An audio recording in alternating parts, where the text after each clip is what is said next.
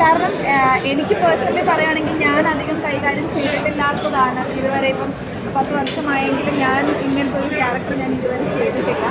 ഭാര്യ കഥാപാത്രങ്ങൾ ചെയ്തിട്ടുണ്ടെങ്കിൽ പോലും അതിലൊരു പ്രണയമോ അല്ലെങ്കിൽ ഇങ്ങനത്തെ ഒരു ഡയലോഗ് ഡെലിവറി പോലും ഞാൻ ചെയ്തിട്ടില്ലാത്തതാണ്.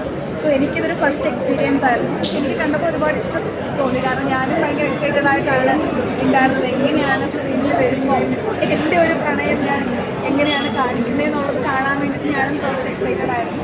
സന്തോഷം. ഞാൻ മാത്രമല്ല എല്ലാവരുടെയും